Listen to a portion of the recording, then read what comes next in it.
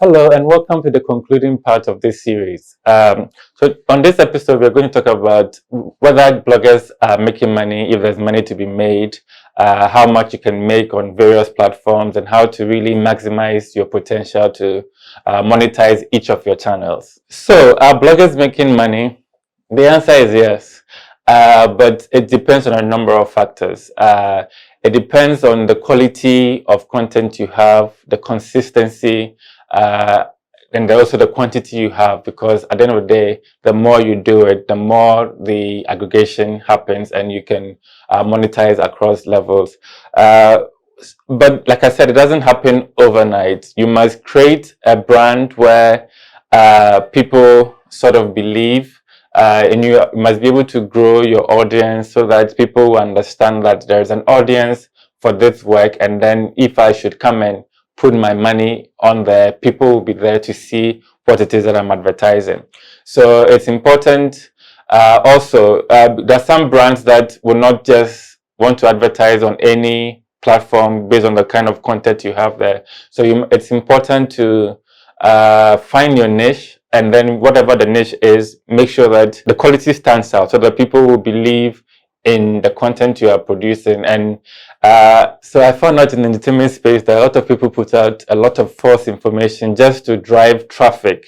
So it might work that the traffic will bring you there, but not every advertiser wants to be associated with such a platform, because word on the street might not be good, that people will be saying that this blog is ABC, and so they wouldn't want to associate themselves with it. So even before you think about making money, you must create the right platform to make money. And when you've created the right platform, there exists a number of ways in which you can make money. So these include direct advertising. So the direct advertising is when you've created a platform with the audience that now people know that they can come to you and place advertisement. This happens, and depending on how good it is you are with marketing, you may be able to sell yourself and your spaces and say that, hey, I have this much traffic, and I can reach this demographic for you, depending on whatever brand it is. Or you may be like me, you may not be so good at marketing yourself, but then you create a brand that sells itself, and then now the advertisers will come to you for the direct placement, either through the agencies, or they come straight to you. So with direct advertising, you should create some sort of a rate card, so that if it's banner advertising they want, you say for this banner size and placing it on this specific space, this is how much you are charging. Or you can also have a system where, if you're not charging them for static adverts, where everybody sees the same adverts, you can have a system where you do payment based on rotation. So you charge a client and say, for instance, for every 10,000 people that see your advert, I'm charging you 100 Ghana series.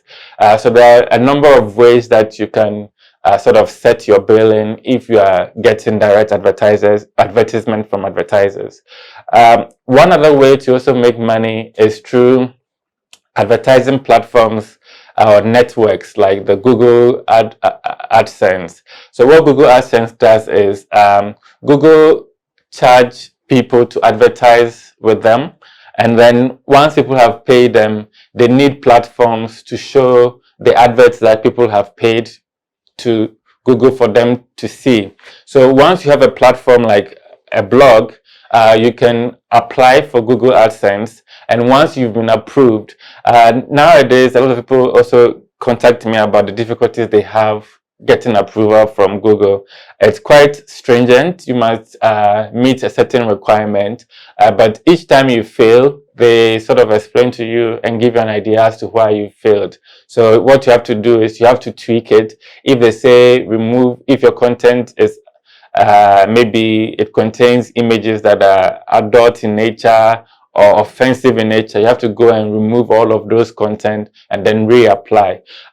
So it's difficult now because they're a little bit more stringent in terms of protecting the advertisers. But once you qualify, all you have to do is You create the code for your adverts with the different banner sizes, and then you place them where you want people to see the advert when they come to you.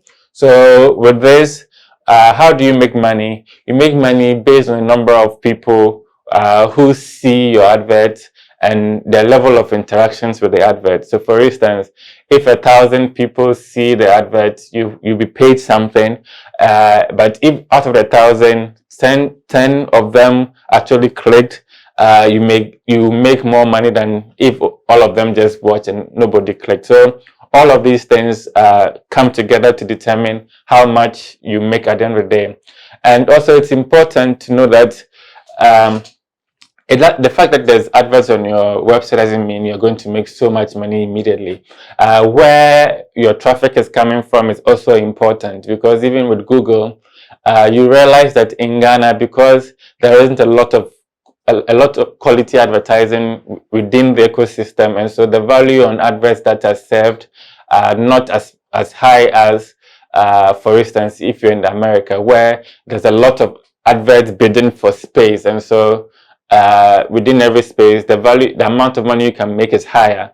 But in Ghana, you won't be don't be surprised if 1 million people read on your website and they are from Ghana, and you don't even make as much as what you can make if 10,000 people from America watch this, were reading your page and interacting with adverts. You can probably make more with that little traffic than you would with 1 million from Ghana. So these are some of the things you should look at. But nonetheless, for most bloggers, Google AdSense is the immediate way to sort of make money. There are other platforms like where they create a lot of native advertising. So you may go to some website or blogs and you realize that some of the advertising is in the form of content. So there are headlines related to, for instance, if you write about food, some of the adverts will be showing you 10 ways to prepare jollof, and then somebody will click it to take them to another content. So that's that kind of advertising as well. So another way to make money is through affiliate marketing, and it happens in a number of ways. You can use banners, you can use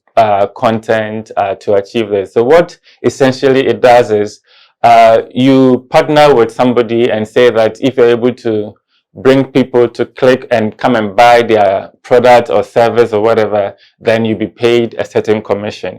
So like I said, it can be done in the form of a banner. So for instance, you can have a banner on your website, and behind it, there'll be a code that is unique to you. So when somebody clicks on it and it takes them to the end result, the owner of that platform will know that this is coming from Amir Debra or James Brookman. And then if there's some activity that leads to purchasing, depending on whatever the agreement is with your affiliate partner, then you get paid as per the result that you're able to achieve. So affiliate marketing is one good way to also make money. Then there's also some sort of merchandising opportunity, but then in Ghana, in our system, sometimes it's difficult to get that, to nail it.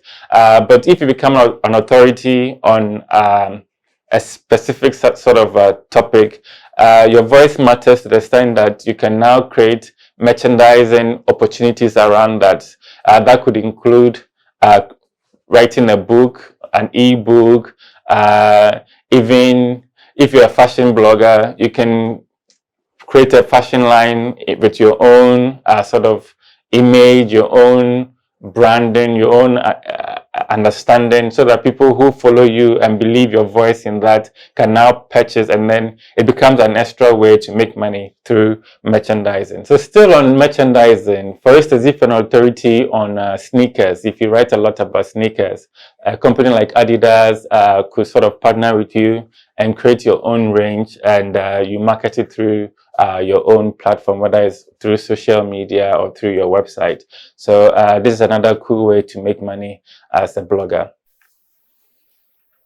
All right, so I've talked to you about some of the ways to make money. Let me use myself as an example and let you know how I made money through these various channels. I remember in part one, when I talked about my journey, I mentioned that at a point I had to leave Ghana Web and now fend fully for myself. And that is when the challenge of making money and of something you love really hit me.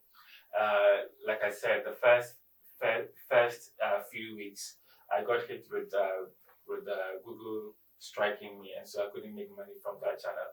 But what I did then was I changed my approach, and so a lot of the things I was doing for free in the beginning, I stopped. So now I was charging people to do promotions for them. So if your event was coming up and wanted me to talk about it, I will charge you a token, and then I will publish it either on the website directly or across social media.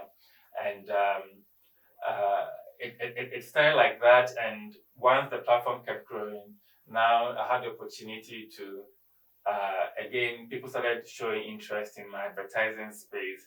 Of course, in the beginning, since the traffic was not so high, I was faced with how do I come up with a rate that is not too low that it will not benefit me, and yet not too high to put off the client. So that's one of the initial stages that I had to go through. But not to. It's always important to be a human enterprise than more of a commercial enterprise. So you talk to the person who wants to advertise, give them options, and see how you can come up with a price that will be within their budget. Within their budget and not affect you. And I do a lot of that. So even though I have my fixed rates, every now and then I have conversations with the client, and we meet halfway at a place that is fair for all of us. I remember when my first major sort of advert came in. It was through Vodafone, if I'm not mistaken. I think they were starting Vodafone icons, and they wanted to know how they could work with me. So the first benefit I got was I got a Samsung tablet, and then I got some money for the period. What it was we're going to do was we're going to do a weekly review. So we talk about performances, evictions, etc. And I was so excited because I really wanted a tablet. It was quite, I think, I've forgotten the name for the tablet, but it was one of those early Samsung tablets. And to have it, be able to use it for my work on the go when I go out, as well as also get money and then give what the clients wanted, was quite amazing. And I also go to the point where the brand, the personality, stood out to the point that Malta Guinness wanted me to be an ambassador, and so I became an ambassador for them on one of their campaigns, the Africa Rising campaign. We shot TV commercials. We did all of the various campaigns that we could do on all platforms for them as well. So that's one of my other highlights. So I also remember the first time I had an advertisement for MTN, because I kept saying, why am I not getting anything from MTN? And the funny thing is, sometimes I go to events and I'll see them, and then executives from there will meet me and say, oh, you have me, we've heard about you. Every time you're having annual meetings, we talk about you and how we can possibly work with you. And it wasn't happening. So I got quite frustrated. But it was much later in my career that I finally got a gig from MTN. I cannot say the amount, but it was heavy. Contracts don't allow you to put out stuff there. But then it was major, and it was for a period. And I keep advising people, if you can get more of such, it's better. If you can get deals for, say, 6 months, a year, of course, it will be discounted, but then it's good. It covers your overheads and your worries, at least for a period. And I was particularly excited about that.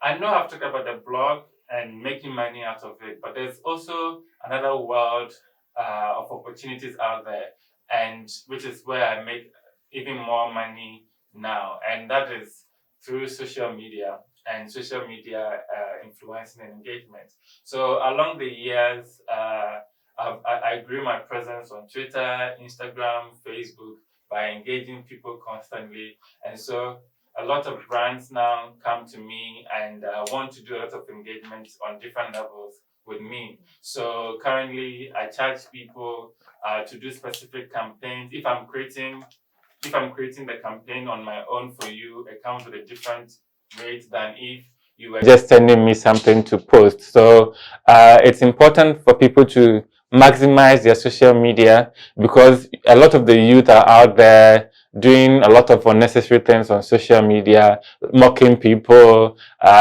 doing a lot of things and wasting the time that they could have turned it into something. So I think it's important now. All the digital marketing is slowing down. Now we've gotten to a point where brands are understanding the space and the concept of influencers, either macro, are emerging. And so if you position yourself well, you will be able to work with some of these brands that are even coming up with platforms where you can just sign in as an influencer, and based on your metrics, brands and clients can find you through this platform and give you some sort of pay based on your levels of engagement as well. So that is something to look at. And with that, I have made as much as, this one I can mention it, but I'm not going to mention who. I've made as much as 5,000, 10,000 for social media dollars for social media engagement on different levels. So there's a lot of opportunities in the space, but you have to position yourself. If you look at my Instagram, for instance, you can see the tone I'm giving it is different from other bloggers and what they do on there. I am giving a tone of authority, a tone of influence, and so I want to create content where it's not just about numbers. And so people come and they're seeing so many things and they're laughing and they're doing all that. I want to give content where, if today I want to sell a shoe to somebody, because the audience I've built and the understanding they have for the content, it sits in there and I can sort of influence them to buy. So it's important to build that kind of brand that you want to be, and the opportunities will come based on the kind of brand you've built for yourself. So another way I make money is through SEO marketing. SEO marketing is, there's a group of people who sometimes charge businesses to write about them and put links in the story so that people can click and then it comes to you. So there are a lot of people who do SEO marketing on behalf of these people who want to pop up high on search results. And I get a lot of emails from such. So some of the content you find out on my website are not even content that I created, but then they are content that these people have monetized, have monitored the website and realized that it fits into the content I'm already providing. So they would write according to the platform I have, and then people will assume that it is content that is coming naturally from me. But if you read it, you realize that there's always some sort of link for you to click and go somewhere. So that's another way to make money, and I've been making some cool money from there as well. Sometimes the challenge with that is most of them pay through PayPal, and because you're in Ghana and PayPal doesn't work, so immediately the mode of payment is what becomes a challenge with most of these people. But the opportunity is there. And even if it's not SEO marketing, you can also, I also charge for, we have options for promotional articles. So I charge you, I write an article, you have paid me for it, and I've written it naturally as content that somebody can consume without somebody paying me as SEO as well. So you can also charge for articles that you do as a means of making money. So the opportunities that exist in blogging, like I've said, is not just making money, but a number of things. And I can use myself as an example. So there are bloggers who basically blog on issues that are dear to them, and they are not commercial bloggers. So they're not looking to make money. But then, like I said, blogging is something that is personal.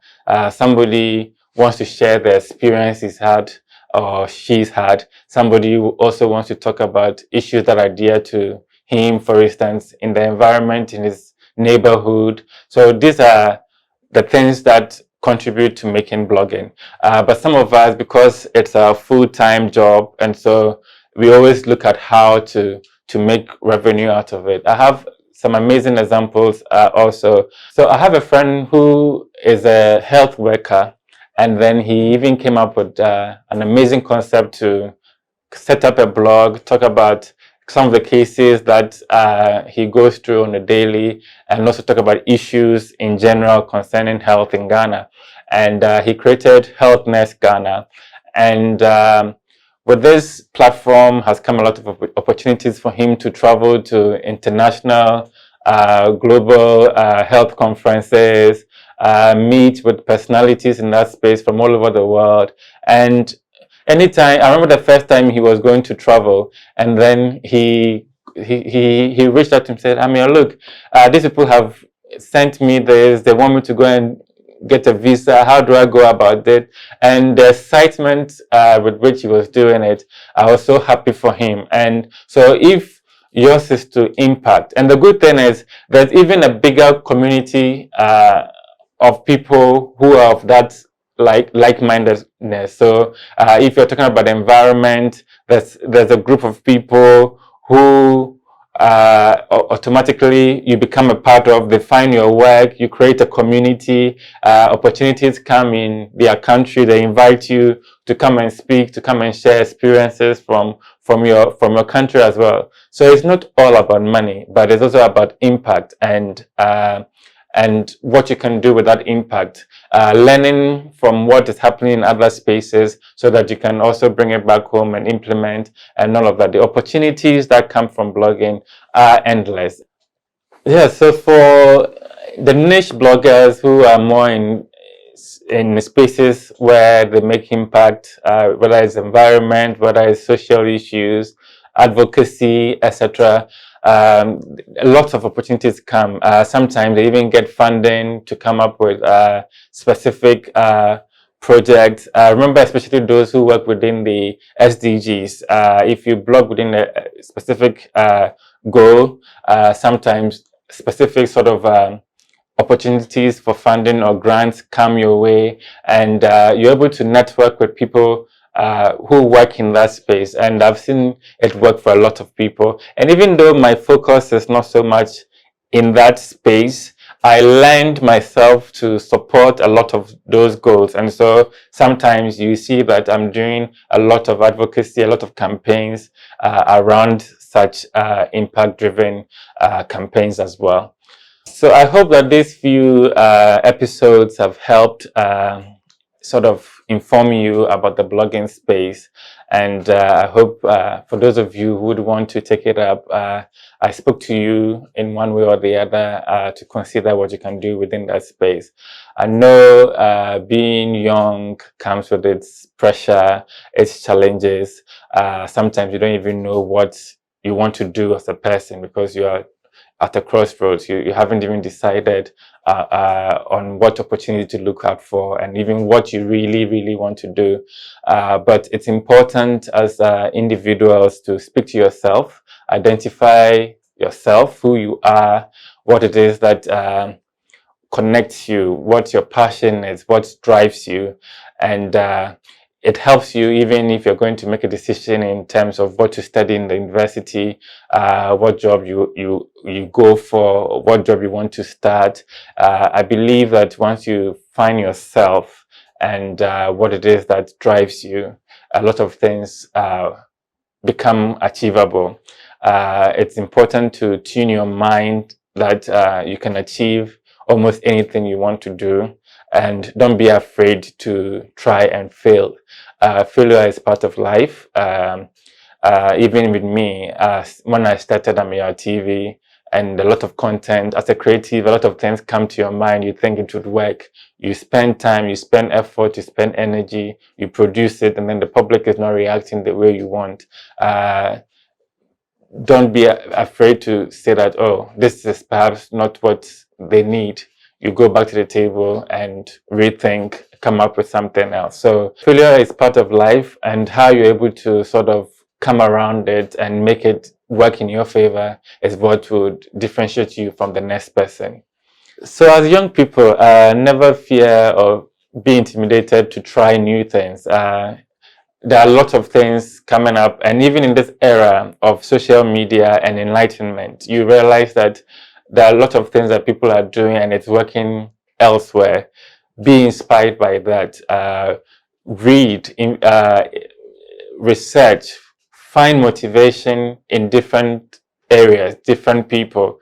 If you want to go into manufacturing of cars, read about that and see what is possible, what is the challenge, what is there in the future, and find a way to provide solutions that are new, because the world is sort of saturated with ideas. And when you are coming up with something you want to do, you must answer a question, a void. It must be unique from what is already existing. So look within, experiment, research, and then come up with something that's unique. If it's blogging you want to do it. I recommend blogging because it's like in your free time, there is so much available to you in terms of internet, in terms of social media, and you are there anyway. So why not sort of go with the mentality that you want to curate your stuff with the potential of becoming a voice that people can now respect, and then tap into whatever opportunities are there that comes within that space. There's nothing wrong with being a doctor and having a blog on the side. But while you are waiting to become that doctor, while you're waiting to become that mechanic, use your time well, explore blogging, explore opportunities that are out there, and hopefully you would find and discover something that is truly you, and you impact the society with it. So this brings us to the end of our series, and I've totally enjoyed it. I hope you did as well, and that it's been quite impactful. I believe that this whole series, this academy, combined with what the other speakers have said, have been very beneficial. I believe we are carefully selected from various fields to help inspire and motivate you. And I believe that if you take these little experiences that we've shared with you to help you to achieve, to find yourself, to achieve whatever it is that drives you. So thank you very much. And I'm very, very proud to be a part of the IYF Online Youth Camp.